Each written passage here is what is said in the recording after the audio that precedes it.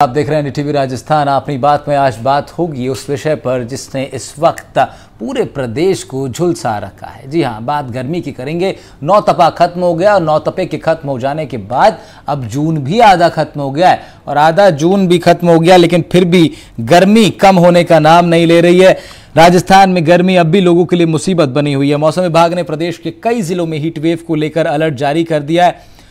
जोधपुर सहित पश्चिमी राजस्थान में जून के अंतिम सप्ताह तक मानसून प्रवेश कर सकता है, लेकिन उससे पहले गर्मी और उमस काफी हद तक लोगों के लिए मुसीबत का सबब बनी हुई है। अब ये चार तस्वीरें ही आप देखिए, इससे आपको अंदाजा लगेगा प्रदेश में इस वक्त गर्मी की स्थिति क्या है। पहली तस्वीर में आप देखिए जोधपुर की तस्वीर है। फिर आप देख सकते हैं गर्मी से निजात पाने के लिए स्विमिंग पूल का सहारा ले रहे हैं बच्चे, पसीना पोंछते नजर आ रहे हैं लोग और कई बार सन्नाटा भी पसरा हुआ आपको दिखेगा सड़कों पर। ऐसी भीषण गर्मी का सामना इस वक्त कर रहा है राजस्थान। अब ये कारण क्या है इस गर्मी के खत्म ना होने के, क्यों ये इतनी ज़्यादा इस बार महसूस हो रही है? नौतपा भी खत्म हो गया, आखिर कब खत्म होगी गर्मी? क्या ये जलवायु परिवर्तन का संकेत है? प्री मानसून पीरियड में ऐसी तपन आखिर क्यों? हीट वेव को लेकर येलो अलर्ट जारी हो गया है, लेकिन गर्मी का जो असर है वो अभी और भी काफी दिनों तक बरकरार रहने की बात हो रही है। तल्ख तेवर के साथ सूरज देवता भी रोज उदय हो रहे हैं। झुलसाती गर्मी से लोग परेशान हैं। कई सवाल ऐसे में पनप रहे हैं। पानी और बिजली के हालातों पर भी सवाल खड़े हो रहे हैं। बदलते मौसम के संकेत क्या हैं? क्या ग्लोबल वार्मिंग एक बड़ी वजह है? और एक बड़ी बात यह भी है कि प्री मानसून पीरियड में इस तरह की तपन आमतौर पर महसूस नहीं होती है। फिर इस बार ऐसा क्यों और क्या हर बार अब से इसी तरह की स्थिति को हमें झेलना पड़ेगा? इन सब सवालों के जवाब लेंगे। हमारे साथ कुछ खास मेहमान जुड़ेंगे। पर्यावरणविद हैं मनुज सिंह हमारे साथ जुड़ेंगे, स्वागत है आपका सर। डॉक्टर गुरु दत्ता मिश्रा भी जुड़ेंगे और भी कुछ मेहमान जुड़ेंगे हमारे साथ। लेकिन एक बार शुरुआत करते हैं, जरा भरतपुर के हालात आपको दिखाते हैं। भरतपुर में हमारे संवाददाता जब सड़क पर पहुंचे और जायजा लिया तो क्या स्थिति दिखाई दी, वो स्थिति जरा देखिए।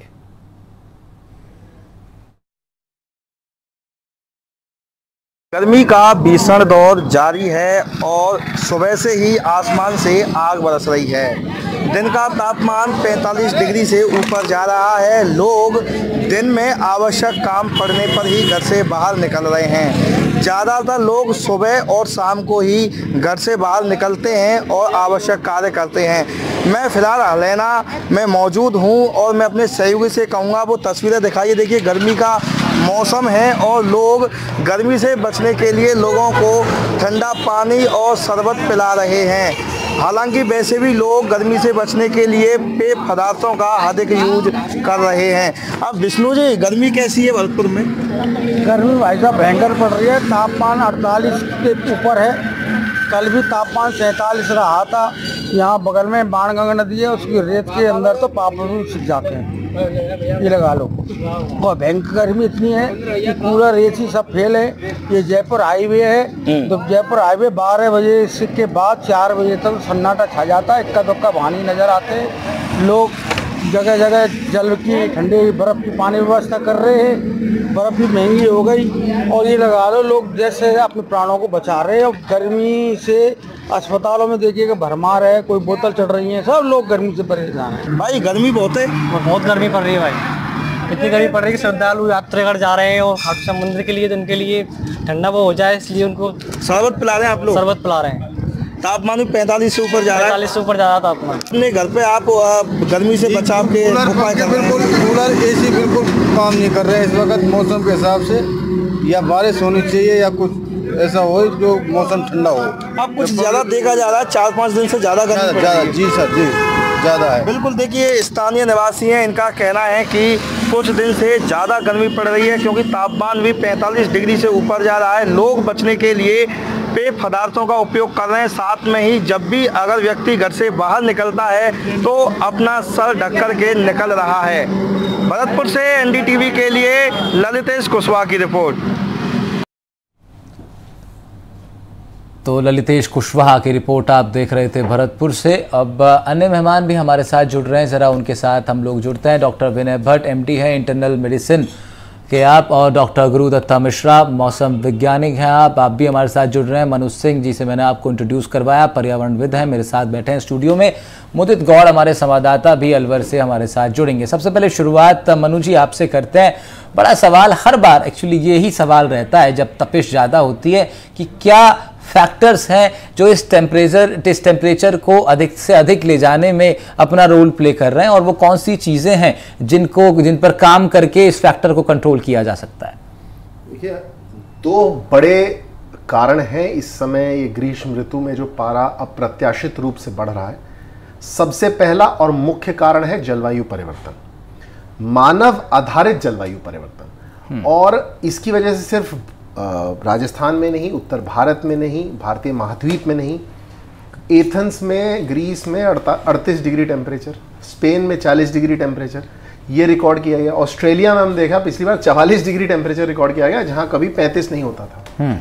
तो ये पूरी एक वैश्विक समस्या है जिसका वैश्विक चिंतन होना चाहिए। नहीं, ये आपने इसमें अच्छी एक टॉस किया, आपने ये अच्छी बात आपने टॉस करी कि ये मानव बिल्ड है, ये जलवायु परिवर्तन मानव बिल्ड है। तो यहां से मुझे लगता है चर्चा इस विषय पर खुलेगी कि मानव बिल्ड ये जो चीजें बदल रही हैं। जी, आप कंटिन्यू करें बात। जी, तो मैं हमेशा ही से मानव आधारित जलवायु परिवर्तन कहता हूं। पिछले 4 वर्ष में हमने देखा कि कुछ ग्रीष्म ऋतु से हम इसीलिए बचे रहे कि 2020 में कंप्लीट लॉकडाउन, 2021 में पार्शियल लॉकडाउन, उसका असर प्रकृति पे पड़ा। फिर एल नीनियो का असर था, उसकी वजह से भी ग्रीष्म ऋतु इतना आक्रामक नहीं रहा। लेकिन फिर वापस हम जलवायु परिवर्तन के पूरे प्रभावों को एक साथ और उनकी आक्रामकता के साथ महसूस कर रहे हैं। दूसरा कारण जो उत्तर भारत जिससे जूझ रहा है वो है अप्रत्याशित नगरीकरण यानी शहरीकरण, जिसमें हम देख रहे हैं कि गर्मी तो बढ़ ही रही है, यानी वातावरण की गर्मी तो बढ़ ही रही है, लेकिन उसको संजो कर रखने वाले मटेरियल्स भी हमारे शहरों में बढ़ गए हैं। डामर, बिटुमेन की काली सड़कें हों, चाहे कंक्रीट की अट्टालिकाएं हों, चाहे ऐसे एसी की भरमार जो अब करनी ही पड़ेगी, जिसमें हम देखते हैं कि अंदर तो तापमान ठंडा रहता है लेकिन बाहर वो गर्मी भी प्रेषित करता है, और साथ ही साथ CFCs यानी क्लोरोफ्लोरोकार्बन्स जो अपने आप में ग्रीन हाउस गैसें हैं उनका उत्सर्जन होता है। वाहनों की संख्या में वृद्धि होने से भी हम देख रहे हैं कि ये जो शहरीकरण का एक पूरा मॉडल है, ये जो अवधारणा है एक विकास की, ये कहीं ना कहीं गर्मी को, ग्रीष्मता को और ज़्यादा आक्रामक बना रही है। बिल्कुल, और ये जो आक्रामकता है ये बड़ी दिक्कतदायी तब हो जाती है जब ये पता है हम सभी को कि ये किन फैक्टर्स की वजह से ये चीज़ें आगे बढ़ रही हैं, चाहे वो ज़रूरत से ज़्यादा धुएं का उत्पादन हो। क्या ये धुएं का उत्पादन भी इसमें बड़ा फैक्टर प्ले करता है मनु जी? ना बहुत बड़ा। हमारे जो उद्योग हैं, हाँ, उनसे जो ग्रीन हाउस गैसें उत्सर्जित होती हैं, हाँ, हमारे जो वाहन हैं उनसे जो ग्रीन हाउस गैसें उत्सर्जित होती हैं, फिर वनों का कटाव जिस तरह से हो रहा है। अभी हाल ही में एक रिपोर्ट आई है कि पिछले 20 वर्षों में भारत में लगभग एक राज्य उत्तराखंड जितने वन हम काट चुके हैं, गंवा चुके हैं। तो जब ऐसा इकोलॉजिकल इम्बैलेंस होगा तो हर मौसम का जो आक्रामकता है, सिर्फ गर्मी की नहीं, हर मौसम की, जब भी AQI खराब रहता है, AQI जब खराब रहेगा तो कणों का उत्सर्जन अधिक रहता है। वो कण भी जो है वो गर्मी के वातावरण में ग्रीष्मता को संजो कर रखते हैं, तो हमें गर्मी ज्यादा इफेक्ट करती है। डॉक्टर गुरुदत्त मिश्रा अभी हमारे साथ हैं, आप मौसम विज्ञानी हैं। सर, क्या अभी आकलन है मौसम विभाग का, अभी कितने और दिनों तक तपिश जो है झेलनी पड़ेगी उत्तर भारत को? क्योंकि नौतपा का जिक्र पहले हो रहा था, नौतपा तो खत्म हो गया, जून आदि से ज़्यादा जा चुकी है और गर्मी कम होने का नाम नहीं ले रही। तो क्या अभी कैलकुलेशन है मौसम विभाग का? देखिए, खासकर राजस्थान की भौगोलिक स्थिति ऐसी है कि जून और जुलाई में यहाँ सूर्य की किरणें सीधी पड़ती हैं दोनों महीने में। और आप देखिए, हमेशा जून और जुलाई खासकर राजस्थान में ये, और दिन में यहाँ करीब 14 से 14.5 घंटे का दिन होता है राजस्थान में अभी भी, और सूर्योदय 5:30 बजे करीब और सूर्यास्त 7:30 बजे करीब होता है। तो एक बहुत लंबा समय राजस्थान को गर्मी बिताना पड़ता है। दूसरी बात, जो मानसून की बात करें तो मानसून यहाँ से सबसे आखिरी में आता है और सबसे जल्दी विड्रावल होता है, यानी वर्षा की अवधि बहुत कम होती है राजस्थान में खासकर।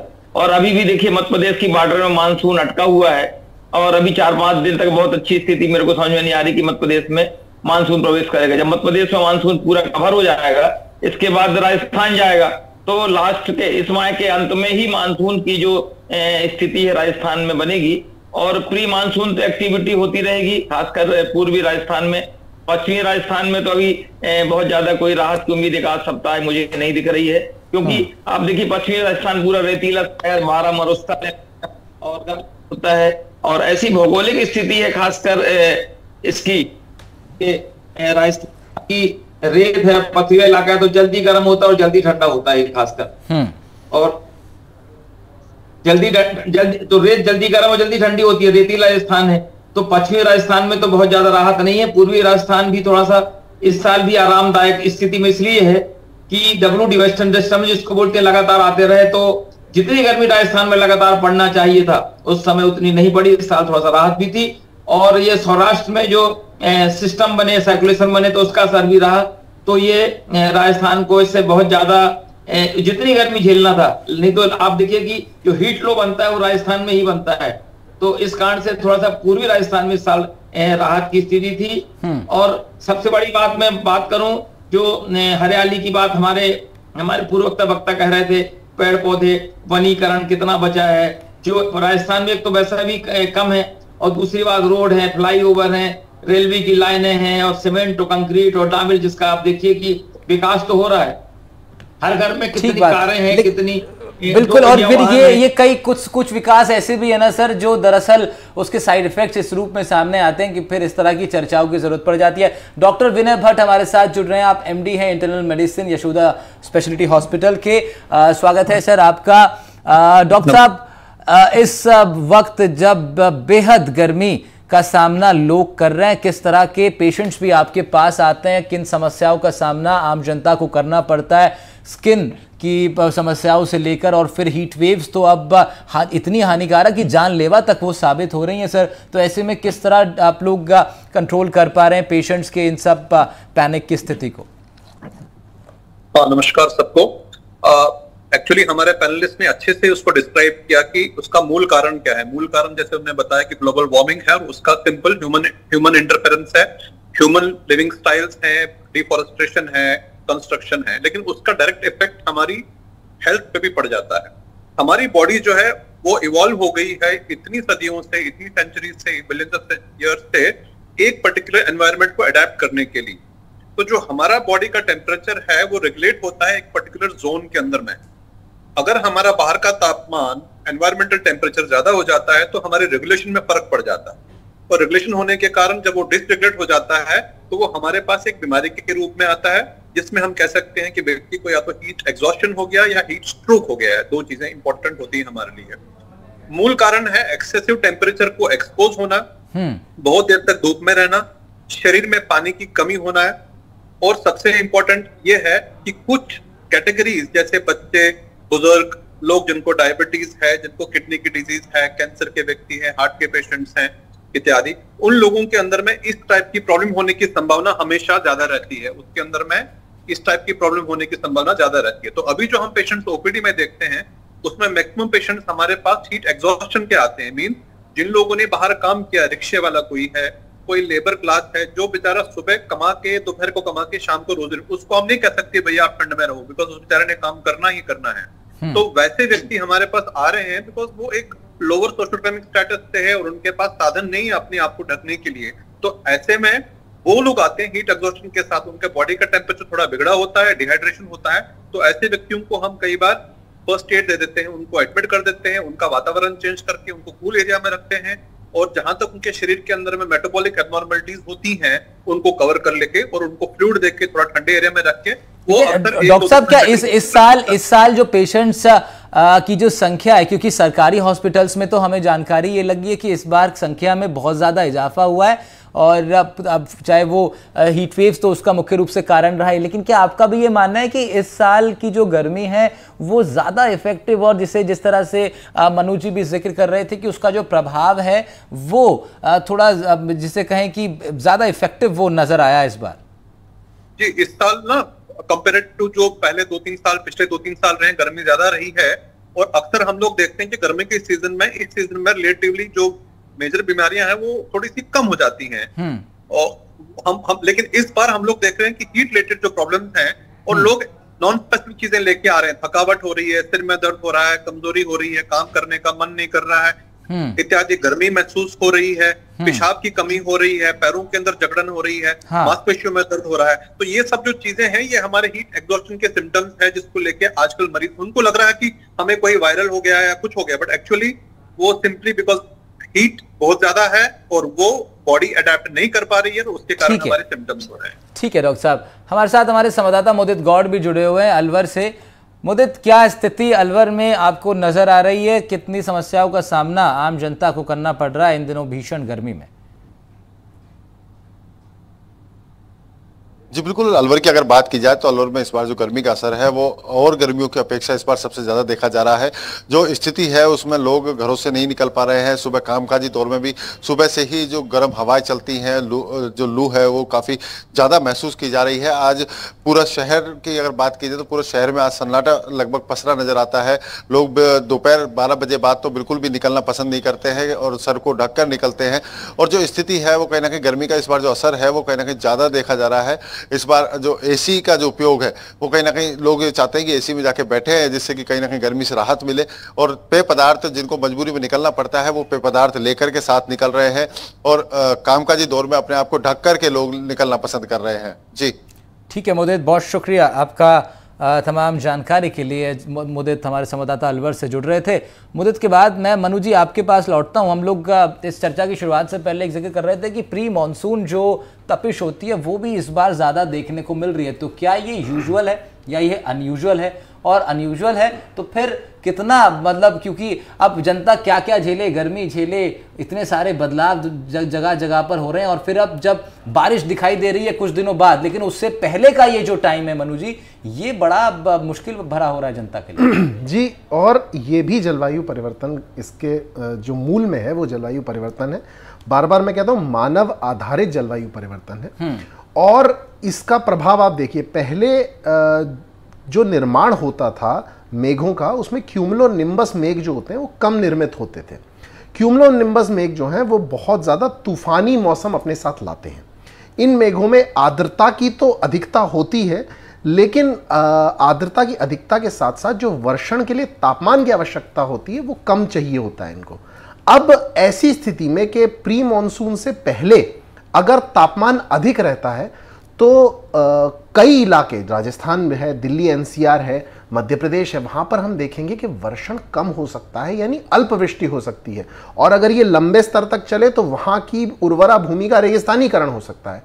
और इसका जो दूसरा त्रासदी की तरह जो प्रभाव रहेगा वो रहेगा जब यही मेघ, जिनकी आर्द्रता पूरी तरह से एक जगह पर नहीं निकली, बाकी भारत के हिस्सों में नहीं निकली, वो जब उत्तराखंड, हिमाचल प्रदेश पहुंचेंगे और वहां पर ठंडी हवाओं से टकराएंगे तो वहां पर बादल फटने की घटनाएं होंगी, वहां पर फ्लैश फ्लड्स की घटनाएं होंगी और वहां पर अतिवृष्टि से नुकसान होगा।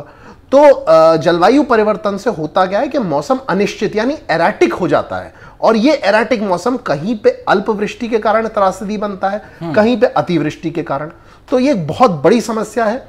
और जब तक हम, जैसा पूर्ववक्ता ने भी इस बात को बहुत अच्छे से वर्णित किया कि जब तक हम अपने विकास की अवधारणा के केंद्र में, हम लोग क्या रखते हैं, सिर्फ लालच और लोलुपता से हमारा विकास जो है वो आगे की ओर अग्रसर हो रहा है। अगर उसके केंद्र में हम वैज्ञानिक मूल्य और साथ में प्रकृति की समग्र चिंतन और समग्र अवधारणा लेकर नहीं चलेंगे, तब तक जो हमारा विकास की अवधारणा है वो इसी प्रकार से विनाश की अवधारणा बनती रहेगी। अभी भी मैं आग्रह करता हूं, हम सिर्फ इसे मनुष्य के ऊपर जो संकट आ रहा है उस पर देख रहे हैं, बाकी प्रजातियों का सोचिए। अभी 2 दिन पहले जोधपुर की जो अकेली टाइगर है, हम प्रोजेक्ट टाइगर चलाते हैं, उसकी मृत्यु हीट वेव से हो गई है। 50% टाइगर, अलवर में देखिए कितना तापमान है, सरिस्का वहीं लगता है, वहां पर देखिए कितने वन्य जीव प्रभावित हो रहे हैं जिन बेचारों का कोई योगदान नहीं है इस जलवायु परिवर्तन में। तो ये ऐसी समस्या है जो हर रेस, हर मानव और हर प्रजाति को इफेक्ट कर रही है और हमें इस पे युद्ध स्तर पर एक समग्र चिंतन से इससे हम डील कर सकते हैं। सिम्टोमैटिक यानी रोग सूचक निवारण जो है वो इसमें बिल्कुल फेल रहा है अभी तक और रहेगा। समग्र चिंतन की आवश्यकता बता रहे हैं मनु जी, और वही प्रयास सब भी हम लोग एनटीवी के माध्यम से, इस चर्चा के माध्यम से कर रहे हैं। गुरुदत्त जी, ये तो समस्या तो निश्चित रूप से बड़ी गहरी है, लेकिन क्योंकि क्या समाधान इसका किया जाए, क्योंकि इंडस्ट्रीज जो हैं वो बंद तो नहीं होंगी, खनन जो हो रहा है, वो जो लीगल खनन है एटलीस्ट वो तो बंद नहीं होगा, वो भी एक बड़ा रोल प्ले करता है। मनोज जी, जो अवैध खनन जो होता है वो भी जलवायु परिवर्तन में अपना रोल प्ले करता है। तो इसके सॉल्यूशन की ओर अगर हम बढ़ें, चर्चा करें अब डिस्कशन के अंतिम भाग में कि क्या सॉल्यूशन इसके हो सकते हैं कि ये जो मानव आधारित जलवायु परिवर्तन है इसकी जरा रोकथाम की जा सके। देखिए, पिछले 100 साल की अगर हम डाटा के आकलन की बात करें तो जो ग्लोबल वार्मिंग में सामान्य से तापमान 1 से 1.5 डिग्री बढ़ चुका है और लगातार रीजनरेटिव हो, जहां भी हो बैठकें चल रही है 90 से, लेकिन बैठकें चलने से उसमें कुछ नहीं होने वाला। आप देखिए, जो तापमान 1 से 1.5 डिग्री ग्लोबल वार्मिंग में बढ़ा है, उससे एक्सट्रीम वेदर की घटनाएं हुई है, यानी कहीं अतिवृष्टि, कहीं कम वर्षा, कहीं ज्यादा ठंड, कहीं अति तीव्र लू का प्रकोप। इस समय राजस्थान में दिन में तो, जो पश्चिमी राजस्थान में दिन में तो लू है, रात में भी देखिए गर्म रहते हैं, 5 से 8 डिग्री तक तापमान गर्म का बढ़ा हुआ है। दूसरी बात, हम एसी की बात करें तो एक एक बिल्डिंगों में 100-100, 200, 400 एसी जो ऑफिस है या बड़े बड़े होटल हैं या मल्टीनेशनल कंपनी, तो एक एसी अपनी ऊंचाई से 2.5 फीट तक 5 डिग्री टेम्परेचर गर्म कर रहा। मान लो किसी बिल्डिंग में अगर 100 एसी या 200 एसी लगे हुए तो आप मान के चलिए कि वहां का तापमान कितना बढ़ेगा। 2.5 फीट में 5 डिग्री टेम्परेचर एक एसी बढ़ाता है। तो ये ग्लोबल वार्मिंग में जैसी बात है, कभी बहुत ज्यादा वर्षा हो जाएगी। अब किसी को 2 रोटी खाना है, किसी को 20 रोटी खिला दिया तो हमारा एवरेज तो 10 रोटी आ जाएगा, लेकिन 2 रोटी वाला घाटे में रहा और 20 रोटी खाने वाला भी घाटे में था। तो ये जो प्रकृति का प्रकोप है, आप देखिए लगातार बहुत लंबे समय से है, इसमें सिर्फ बातें हो रही हैं, कागजी कार्रवाई हो रही है, लेकिन कोई नहीं सोचता कि मैं सार्वजनिक वाहन में जाऊं, मैं पेड़ पौधे लगाऊं। पेड़ पौधे लगाने के लिए जमीन नहीं बची है। गांव में जो जानवर खड़े होते थे चरोखर, वो जमीनें सब खेती करने लगे हैं, क्योंकि लोगों को खाने के लिए भी तो भोजन चाहिए। तो जितनी जमीन गवर्नमेंट की या शासकीय या कैसे भी उसमें आप उत्पादन कर रहे हो लगातार खाद और ये सब डाल के, तो वो अलग कैंसर का कारण बनती जा रही है। और सोचता कोई नहीं है, सिर्फ ये जवानी जमा खर्च की बातें हैं कि मैं सार्वजनिक वाहन में जाऊं या मेरे घर में 2-2 कारें ना हो, 4-4 कारें ना हो, मैं डेली कारों को धोऊं कि नहीं धोऊं, ये सब बातों में किसी का कोई ध्यान तो नहीं है। बेसिकली गुरुदत्त साहब, डॉक्टर साहब, आप ये कह रहे हैं कि इसको ये इस तरीके से भी हम देख सकते हैं कि एक तो सामूहिक प्रयास होगा, एक सरकार का प्रयास होगा, लेकिन उससे भी आगे बढ़कर एक व्यक्तिगत प्रयास की आवश्यकता है, और वो व्यक्तिगत प्रयास व्यक्तिगत जागरूकता से आएगा जब व्यक्ति के चित्त में ये बात बैठेगी कि वित्त से ज्यादा पर्यावरण पर ध्यान देना होगा, अदरवाइज स्वास्थ्य सबका बिगड़ सकता है। डॉक्टर विनय भट्ट से एक राय के तौर पर मैं समझना चाहूंगा, डॉक्टर साहब, इस एक सजेशन के तौर पर अगर आप ये बता पाएं लोगों को, हमारे दर्शकों को, कि जब इस तरह की क्योंकि प्रयास लंबा चलेगा, एक लंबी जंग है जिसमें मनु सिंह जी और आप सभी लोग, डॉक्टर साहब, सब लोग, आप लोग का इन्वॉल्वमेंट रहेगा, इसमें लंबी जंग है ये, लेकिन हर साल जब ये स्थिति आएगी कैसे निपटना, एटलीस्ट अपने स्तर पर क्या बचाव लोग कर सकते हैं? जी बिल्कुल, एकदम सही क्वेश्चन है ये। और जब तक हम लोग इसके अंदर कोई पॉलिसी डिसीजन नहीं आता, इम्प्लीमेंट नहीं होता, तब तक बचाव ही हमारी सुरक्षा है। Prevention is better than cure. तो प्रिवेंशन के लिए सबसे पहले हमें ये देखना है कि हम अपनी टाइमिंग्स को चेंज कर लें। अगर हमें पता है कि दोपहर के टाइम में गर्मी ज्यादा होती है तो हम अवॉइड करेंगे बाहर जाने के लिए, धूप में जाने के लिए। अगर हमारा धूप में जाना मजबूरी है तो हमें इंश्योर करना है कि हमारी हाइड्रेशन, पानी की मात्रा शरीर के अंदर में अच्छी रहे, ताकि शरीर के अंदर में पानी की कमी किसी तरह से ना हो। अगर हम बाहर जा रहे हैं तो हमने अपने सर को ढक के रखना है, हमने टोपी का इस्तेमाल करना है या कोई छाते का इस्तेमाल करना है, और अवॉइड करना है बाहर जाना जिस टाइम पे मैक्सिमम गर्मी होती है।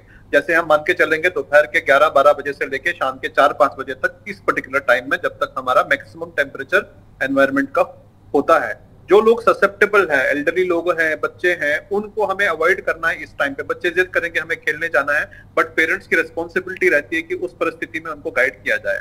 अक्सर हमने देखा है कि कुछ पेरेंट्स गाड़ी में चले जाते हैं घूमने के लिए, बच्चों को गाड़ी में रख देते हैं और बाहर अपना चले जाते हैं और एसी ऑन नहीं करते हैं, तो वो परिस्थिति भी बच्चों के लिए घातक हो सकती है। यदि हमने बच्चे को गाड़ी में छोड़ दिया है और खुद कहीं चले गए और वो गर्मी के अंदर में बच्चा तप रहा है, तो इन सब चीजों को हमने देखना है कि किस तरह से प्रिवेंट कर सकते हैं। सर, बहुत बहुत शुक्रिया आपका इन तमाम सजेशंस के लिए। और जिस तरह से डॉक्टर साहब ने कहा कि precaution is always better than cure, उसी प्रयास में हम लोग भी हैं कि पर्यावरण को बचाने के लिए, जलवायु परिवर्तन को रोकथाम के लिए एक लंबा प्रयास अभी जारी रहेगा। उसमें पर्यावरणविद से लेकर के मौसम विज्ञानियों से लेकर के डॉक्टर गुरुदत्त मिश्रा, विनय भट्ट साहब और मनु सिंह जी जैसे लोग तमाम अपना कंट्रीब्यूशन दे रहे हैं, लेकिन एक लंबी जंग रहेगी। फिलहाल आप तीनों लोग का बहुत बहुत शुक्रिया इस चर्चा में जुड़ने के लिए। हीट वेव्स का प्रकोप जारी है, आप लोग अपना बेहद ख्याल रखिए। फिलहाल इतना ही, नमस्कार।